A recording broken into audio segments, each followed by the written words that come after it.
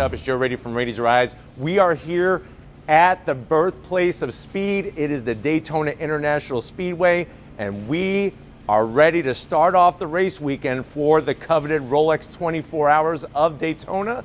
But before the race engines fire up, I wanted to give you an insider peek of this car right here. What is it? We're talking about the all-new rebirth 2025 Chevrolet Corvette C8 ZR1. But before we get into this very special record-breaking car, let's talk about what's going on here. So the ZR1, Zora's Racer, goes back so many different generations of the Corvette. Of course, being a kid growing up in the 80s and the 90s, it was all about that C4 ZR1, which really was earth-breaking as well and earth-shattering because it was the first Corvette to have a multi-cam engine, overhead valves, and a high revving engine. Well, guess what? The new C8 ZR1 is there to take it to the new next level. Now, this car is the car that broke that record. What record am I talking about? The C8 ZR1 is the first American manufactured vehicle to have a speed, a production car, to have a speed of 233 miles per hour. And they did it multiple times. So what I want to find out is the ZR1 the king of supercars, especially with this record setter? Let's go ahead, let's dive in and find out. Now, before we just dive head into this car, let me preface and let you know that this is still being used for testing and development. So the way you see it now is in the high downforce, that ZTK high downforce option. When it broke the record, they had it in the low downforce setting because obviously all this extra aero is going to create some drag. So I just want to preface that we're getting special attention here from Chevrolet, special entry to be able to show you this. So let's go ahead, enough with the talk, let's talk about what's going on. First of all, nice to see it in another color other than Corvette Racing's competition yellow or even the new Hysteria purple color. Now, in the high downforce setting, of course, you're going to get that massive splitter with the canard. So these are pieces that are there to produce more downforce. When you look at the ZTK option with this downforce, you're looking at 1,200 pounds of extra downforce.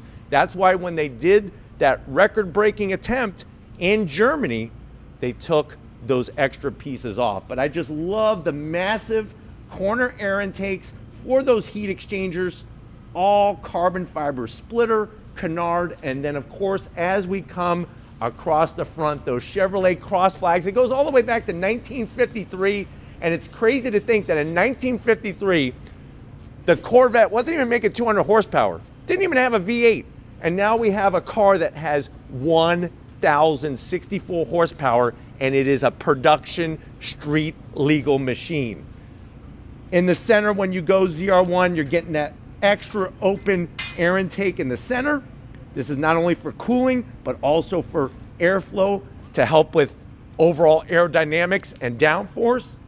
And then as we rise up, really am digging how on the record-breaking car, they put that American flag there. You'll notice ZR1 has a radiator in the center here, no frunk like on the other models. And then you'll notice the extra carbon fiber that kicks up. Now, to give you some background on this record-breaking attempt, it was 233 miles per hour.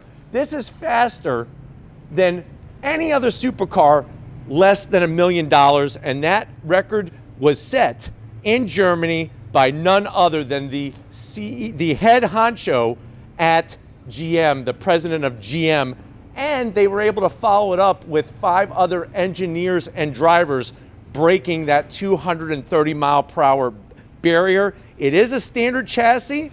It was run on the standard aero package. They used Michelin Pilot Sport 4S tires, and they actually didn't even use the carbon fiber wheels from the ZTK package. They used the forged aluminum wheels. Now, to get to that 233 miles per hour, they hit it at red line in 6th gear, because remember, with the Tremec 8-speed dual clutch transmission, that is going to be an overdrive, the 7th and 8th gear. So it was 6th gear at red line. On the passenger side, they actually had a GM engineer with a laptop on his actual lap, hence the name laptop, that was going through real live data as the GM president was doing that 233 mile per hour speed. And they had to do it twice to get the official record. Now, as we come around the corner, like I said, I'm gonna preface again, this car is still being used as a developmental car for the ZR1. You can even see through the honeycomb wire mesh on the venting, you see that little switch there? That's to kill the battery. So you have all of these things, even the red button on the dash here, that is to kill things in case there's any kind of issue. Of course, there he is, Zora Duntov, the man who was the first to get a V8 in a Corvette. When did that happen? That happened all the way back in 1955.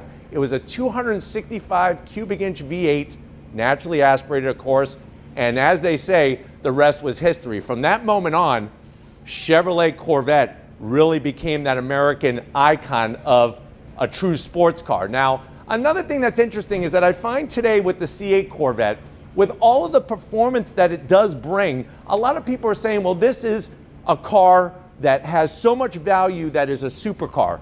Guess what? Over the years, Corvette has always been that car that has brought that performance at a price that was more attainable than a lot of the other sports car companies, especially when you look at what's over in Europe. Now, as we kind of sneak on in, like I said, gone are the forged wheels that were used for the record-breaking attempt. These are the carbon fiber wheels, all new for 2025. You get this when you go ZTK and you option them in.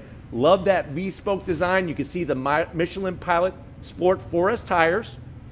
Massive 6-piston Brembo calipers. Love that gunmetal finish to it. Rotors are over 16 inches in diameter. That's bigger than a New York style pizza. And you have that magnetic ride all 4 corners. But it's nice to see that this was the real deal, a true production car. This is not a special one-off to break that record. This is a true production supercar from Chevrolet.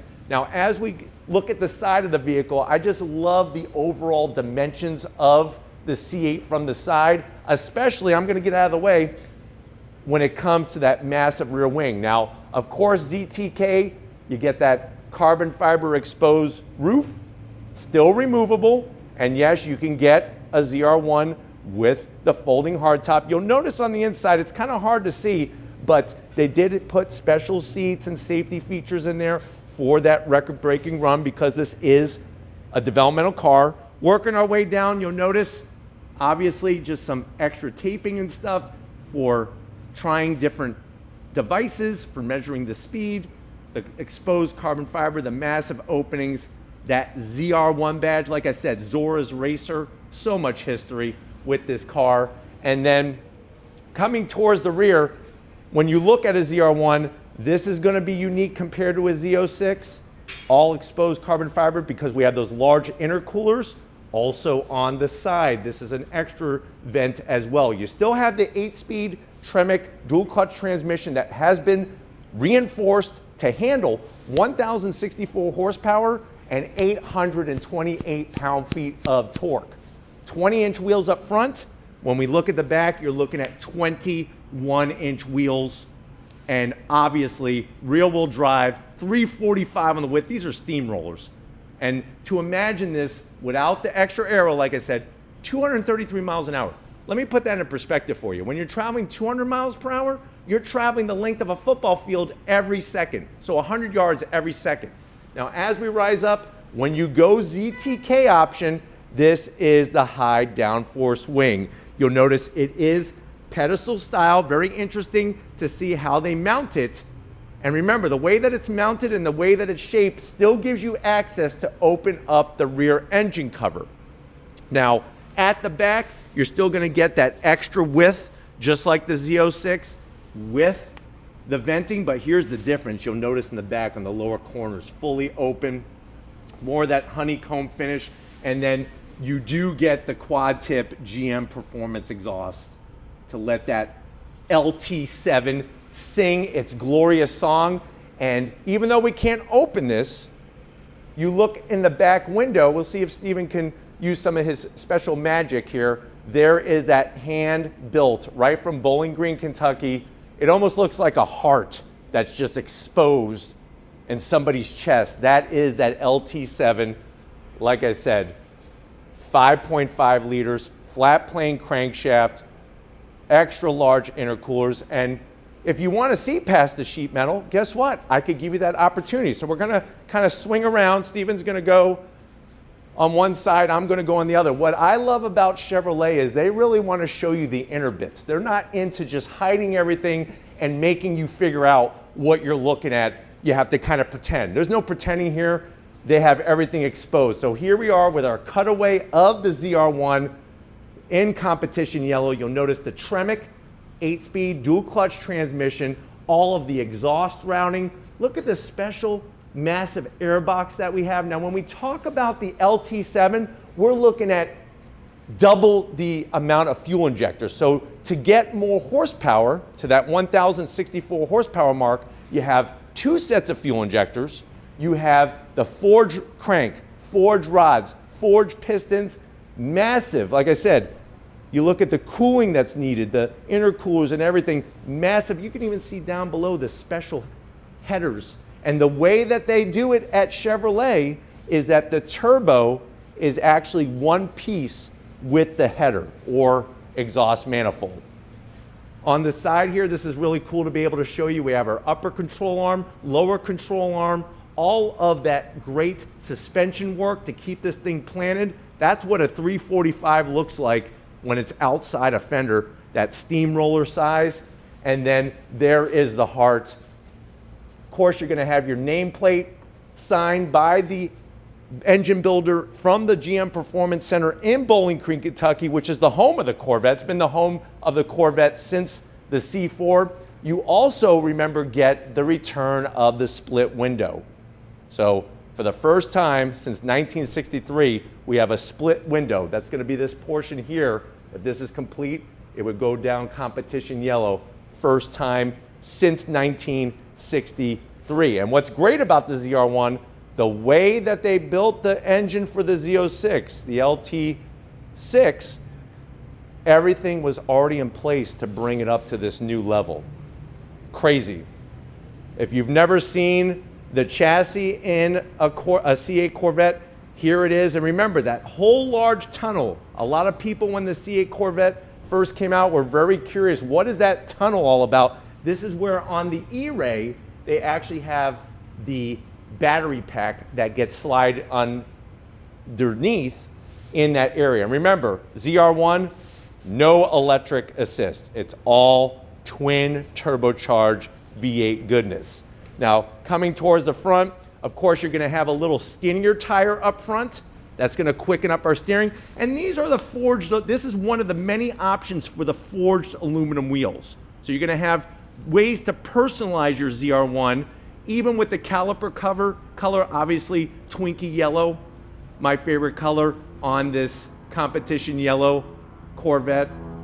Just, it's crazy that this is a production car. 0 to 60 in 2.3 seconds, quarter mile in 9.6 seconds, and yes, a true, real deal top speed, 233 miles an hour.